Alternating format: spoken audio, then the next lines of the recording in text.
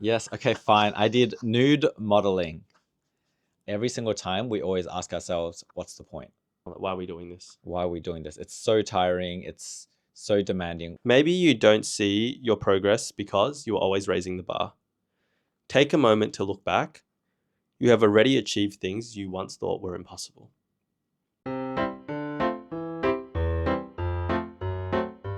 Hello. Hello. Welcome back. Today's topic is cheating. No, it's not. Big C word, isn't it? No, it's do hard things. Is it? Yes. Did you change it? I told you this. What? I wrote the wrong things down then. Today's topic is do hard things.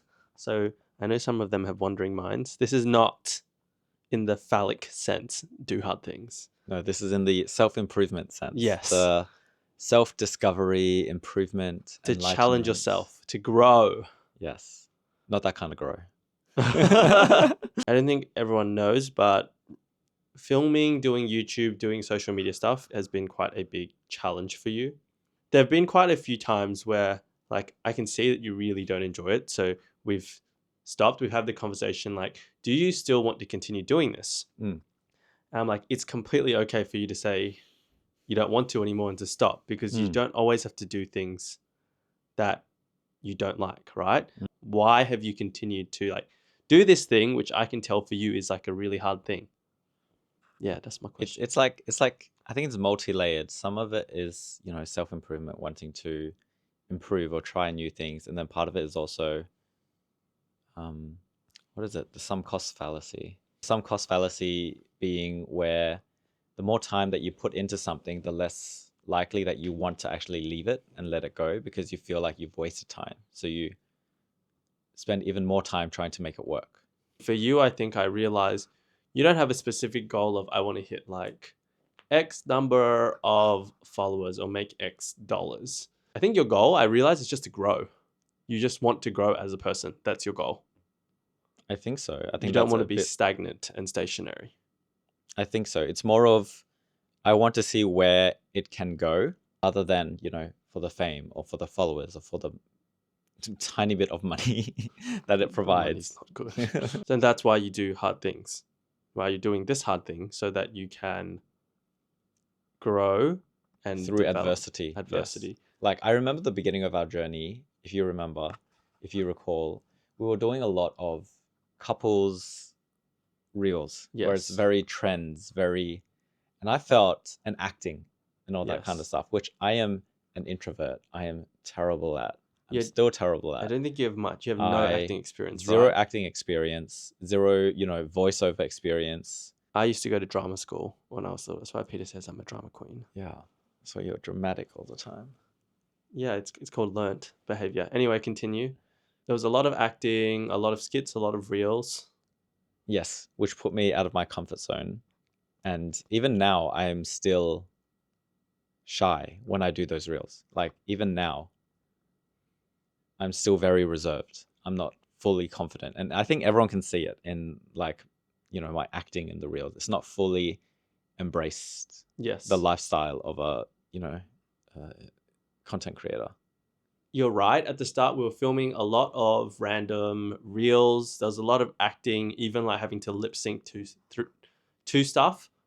And I remember it was just such a huge burden. Even now, I think, which is why we've tried to switch format to something that's more natural and comfortable to us, which is just having a chat. Like we just like talking to each other. I think that's a big part of the reason we're together, because we just like having random conversations on things that's somewhat intelligent. Do you feel like you've grown since we started doing all of this? Yeah. I think we literally had like an argument about this a few days ago, where I was saying I've felt like I've made progress, significant progress, but I can see how in your eyes it may not be significant or not significant enough, right? But for me, it's a very big step. It's not easy. None of the steps that I've taken in, you know, the last 2 years that we've been doing this. 2 years. 1.5 years. Yeah. Although we like stop, start. Yeah. We do that a lot, as you guys can tell, but it's because we get burnt out and stuff, and like trying to find our purpose. Why are we doing this? Like, what's the point of everything? Yeah. but I felt like I've made a lot of progress. And even like through burning out, which, you know, is bad, it's not healthy.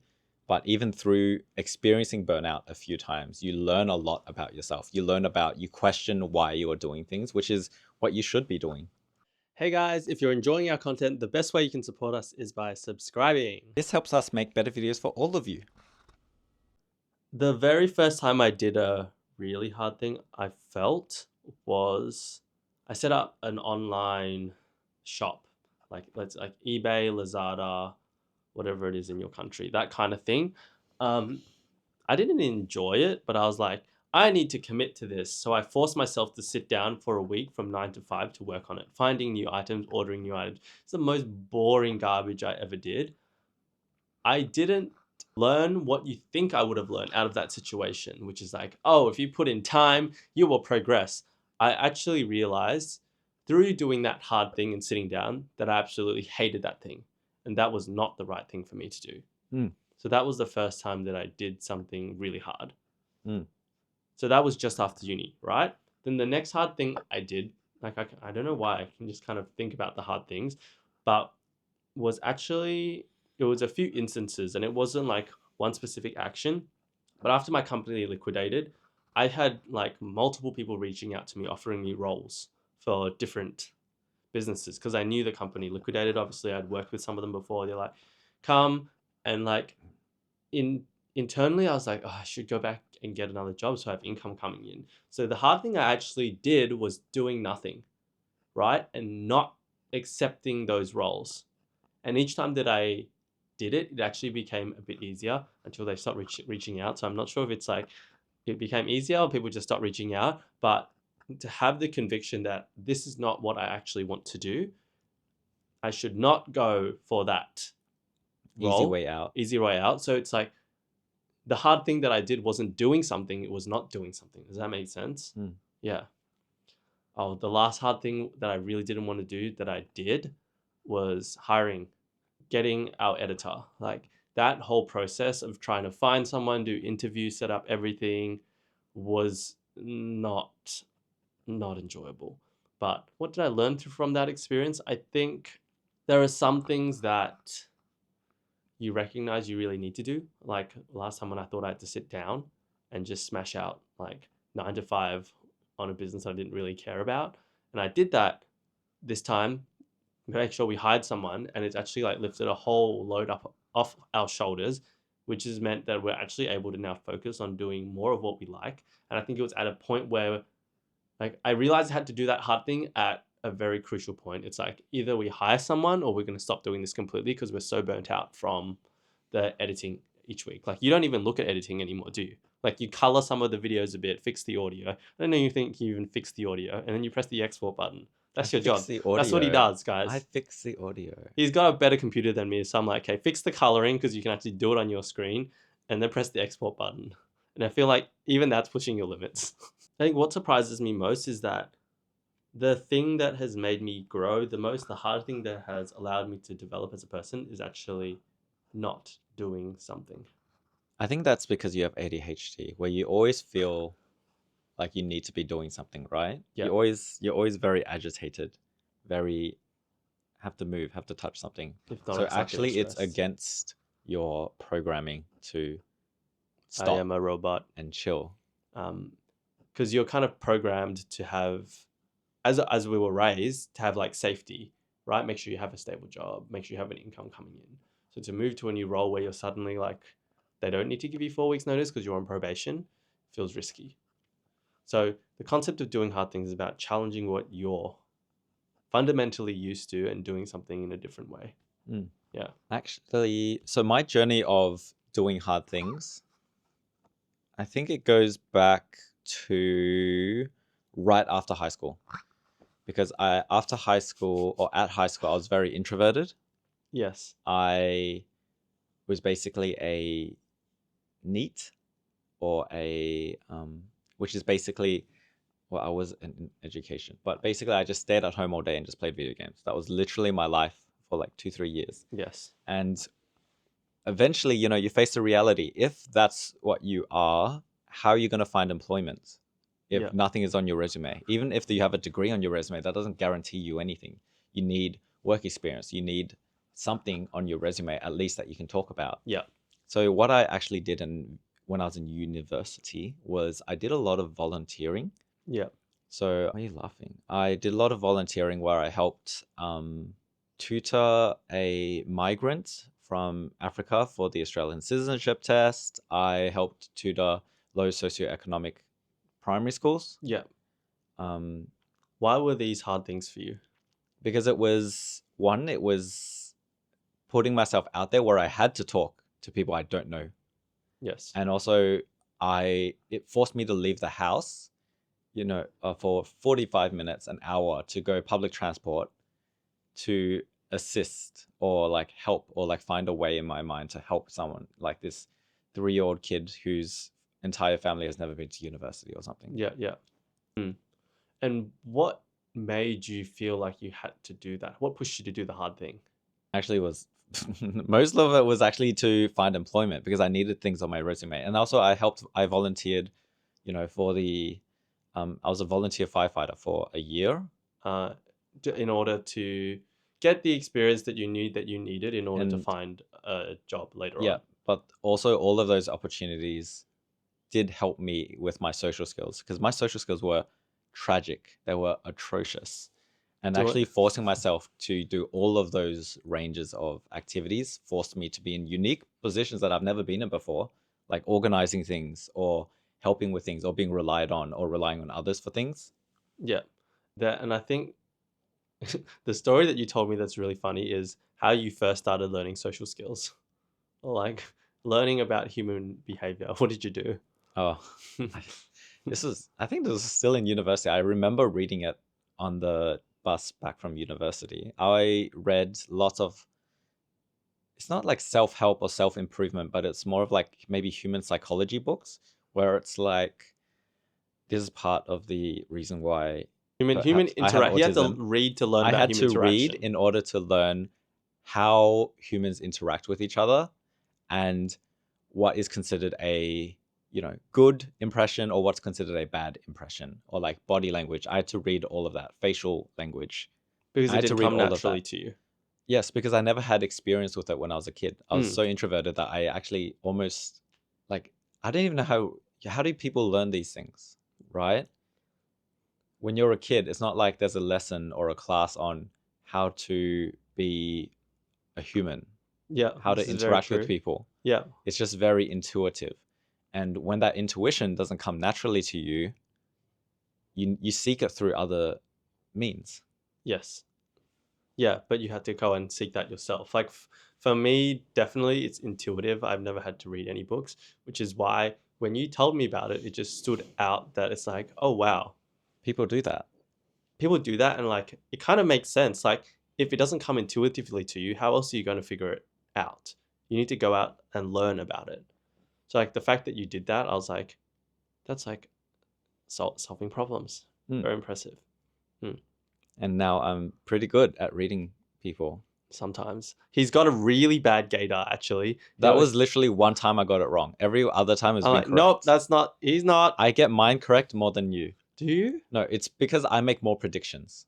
Whereas you just like don't do anything until my predictions are true and you're like, I knew it. No, but then you I asked. knew it. I knew it. You just piggyback off me. While I was giggling before, do you remember the other hard thing that you did when you went to university to put yourself outside your comfort zone? Yes, okay, fine. I did nude modeling. I was at nude modeling, which is modeling without clothing. And I still have those pictures. Yeah, and But- then can you please explain how you ended up in this situation? I was at the law university, like the law library, and I was doing a tinkle, and there was an advertisement. I was like looking for a nude model. In the bathrooms at universities in Australia, anyway, they love to stick posters. So when you tinkle, you read their propaganda. Yes, and then I saw it, and I was like, okay, I'll take one. I think I called up or sent an email, and I was like, you know what? For $50 an hour, let's do it. At that time, $50 is like what, 60? No, it's like $100 with Like- the cost of living now. Like 10 years ago, Mm. $50 was a lot, way more a than lot, now. A lot, yes. So I was like, wow, that's like nothing, and all I have to do is undress I think. So I did it and I'm like, oh, this is a different experience. Yeah. Like doing different poses and Yeah. different positions. I was not fit back then. Yeah. And that, as you can imagine, very much helped me improve my confidence. Like, imagine like stripping yourself, being in front of people. I feel like you are more comfortable being without clothes on, maybe because you've had that experience. Like when we did naked oil wrestling at Burning Man, I was like, oh, I'm kind of comfortable with it, but I felt like I was comfortable because you were comfortable with it and we're doing it together. I think that's the one thing that we have in common, is that we like to experience new things and we approach almost or basically everything with an open mind. Yeah. We're open to any possibility. Yeah, that's true. I think Yeah. that doing hard things more so than experiencing new things is that doing hard things pushes your boundaries. So it's similar to gym. It's basically building a habit, right? Or gym, which what gym is, building muscle is you every time you go to gym, you lift slightly harder and harder, and what you're doing is you're tearing your muscle. So it gets it's 1 centimeter, you tear it, so it's 2 centimeters, and then it recovers so that it stays at 2 centimeters. And that's what muscle building is. Every time you tear it, it becomes slightly larger after it heals. And that's the same with building habits. When you push yourself to study 1 extra minute, you've improved your personal best. You've improved your average length of time that you've studied. And if every single time you study, you improve it by 1 minute, even after 100 days, you've improved it by almost 2 hours. That's an amazing accomplishment for 1 hour, 1 minute a day. Yeah. Oh, a really random thought. The other way that I just thought of that I feel like I've really grown. I used to know nothing about cinematography, videography. If I saw a movie, it's a movie. Whereas I think you could be like, oh, it's this angle. Oh, that was a cool shot. I had like no concept of that. That didn't exist in my head. But jumping into this space, it was something that I was forced to start learning. And I think you taught me a lot, but I had to take the time to like figure out myself. With the doing hard things topic, I think the important next stage that I think people don't remember is to acknowledge the progress that you've made whilst doing the hard thing, whatever it is, right? So true. That's something that not enough people take time to realize. You've pushed yourself so far for so long. Look at the progress you've made. Yes. You may feel like you made no progress, but you've definitely made progress. It says, maybe you don't see your progress because you are always raising the bar. Take a moment to look back. You have already achieved things you once thought were impossible.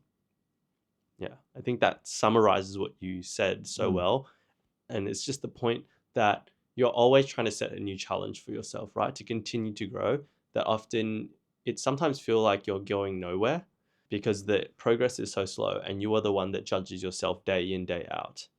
But yeah, like this, when I read that, I thought like this place that we're currently in was once like a goal that I had, but it's something that I don't appreciate anymore. I'm like, okay, when can we move out and move to a bigger place, right? But this took so much effort to do, and it's functionally, it like achieves, like we can live in this space quite comfortably considering like, which is amazing considering how small it is, which is like a goal that I had. So I think you're really right that we often forget to look back at what the hard things we've done are and how far we've come since.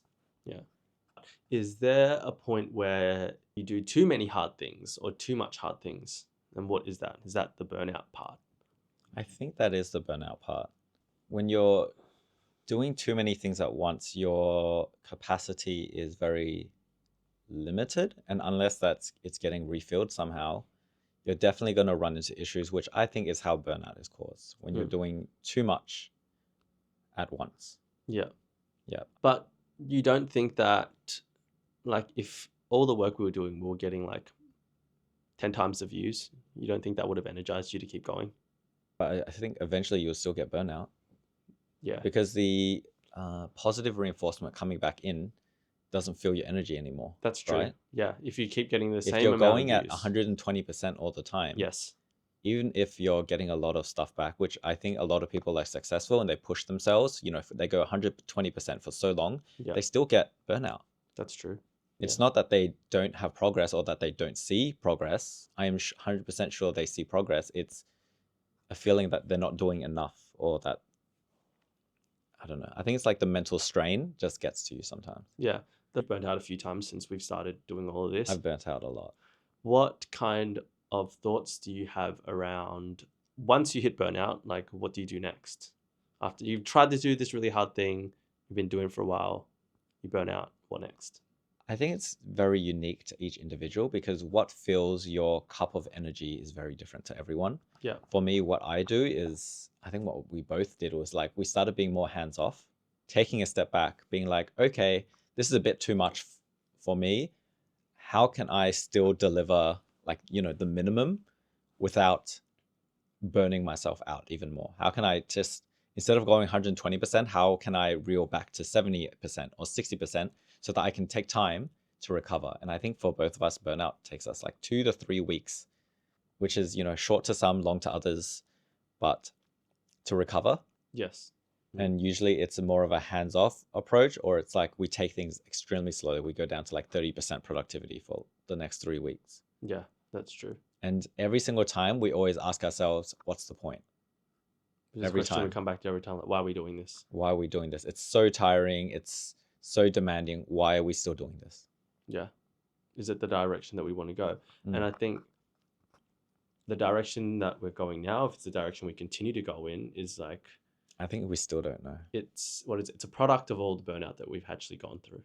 Yeah, actually, yes, funnily enough, we're a lot more selective in the path that we're taking to go on Yes. now, because we realize that if we don't enjoy the thing that we're doing to a certain extent, then we will go to burnout, because we're doing something that we hate, that's causing, that takes so much energy that we're going to get burnt out eventually. And so we're so selective. That's why there's so many people that offer us, you know, you guys should do this. This gets you, you know, We'll big, get you more or views. this Yes. will get you money. And we're Yes. just like, but we can't do that for more than like 2 months, because we'll burn out, because Yeah. this is not something we enjoy. And that's why I think I've learned to be selective with what I do. And it's through doing hard things is how we've come to this conclusion and actually have the lens to assess all the things that we're doing now and whether they're things that we actually want to continue doing. So it's like almost as if we had to go through that journey to get to where we are now, where we can actually think about, oh, is that something we want to do or not?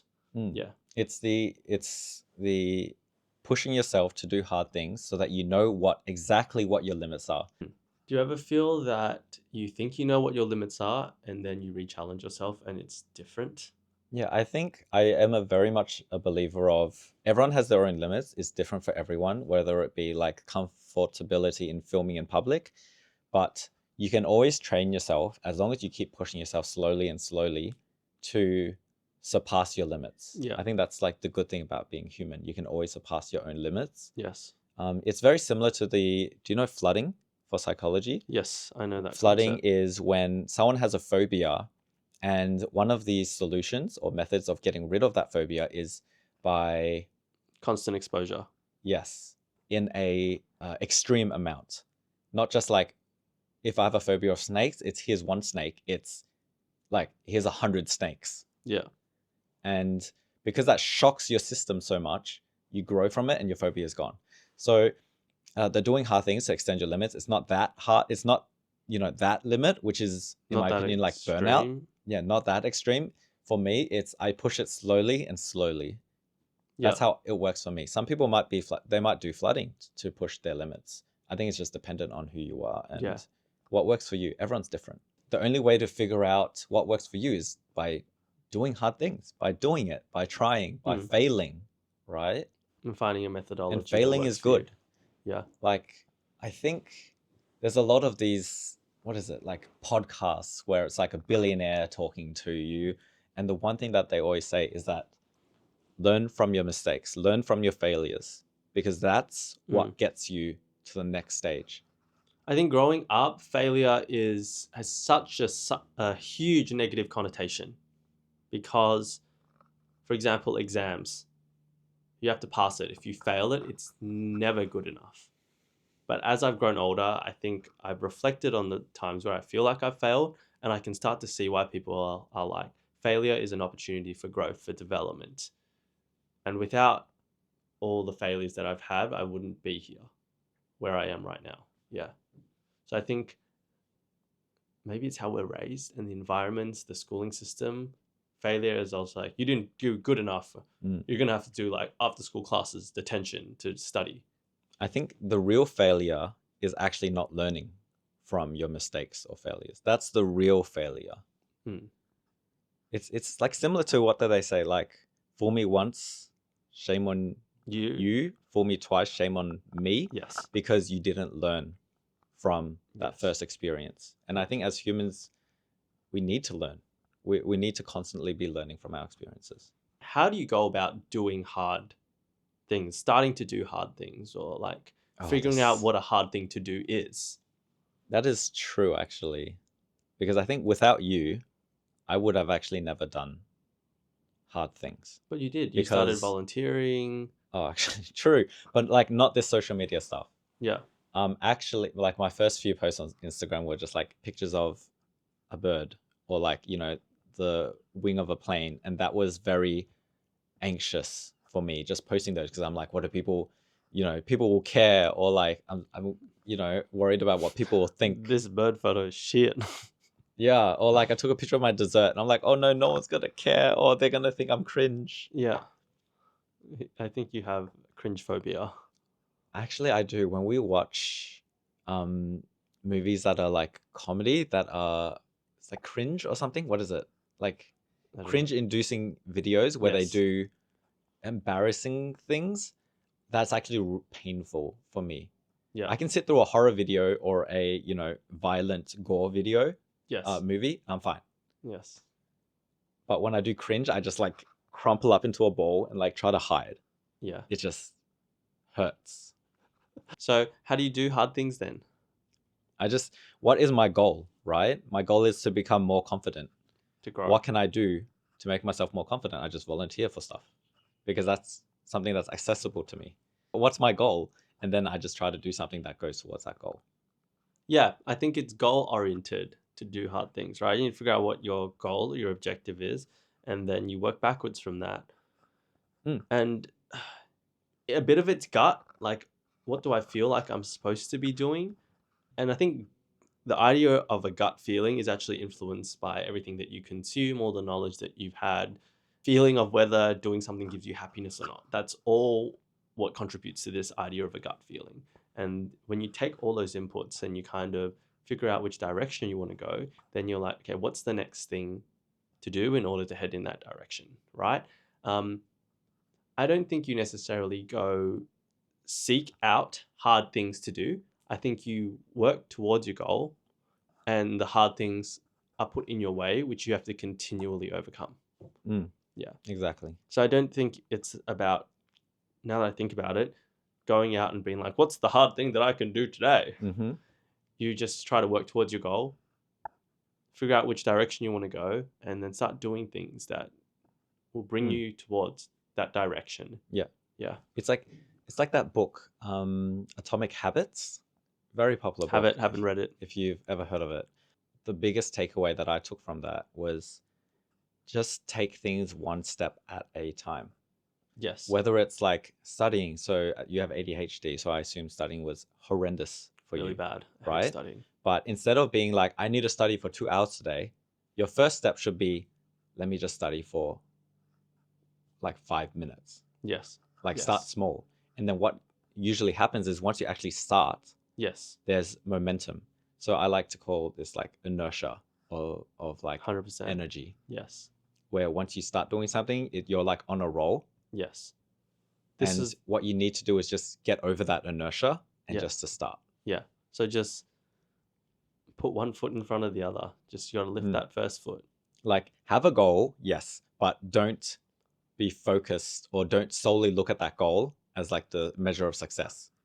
Go back 10 steps and being like, okay, what's the smallest, tiniest first step that I can take towards that goal? And you do it. Yeah. You succeed and then just do the next one and then just do the next one. Anything else that you want to cover? No, so I think our conclusion is doing hard things is something you find hard things to do as you work towards the direction you want to. And in working towards the direction that you want to, just put one foot in front of the other and start doing it. Only focus on your next step Yeah. so you don't feel overwhelmed. Yeah. by I the think journey. we're both the types to feel very overwhelmed very easily. Mm. Yeah. I think that's it for today. Yeah. All right. Catch you guys next time. Catch you guys next time. Bye. All right, fist pump. Woo! I'll say the first bit. What do I say again? Hey guys, thanks for watching until the hey end. guys, just thanks for watching to the end of this video. We hope you enjoyed it. Okay.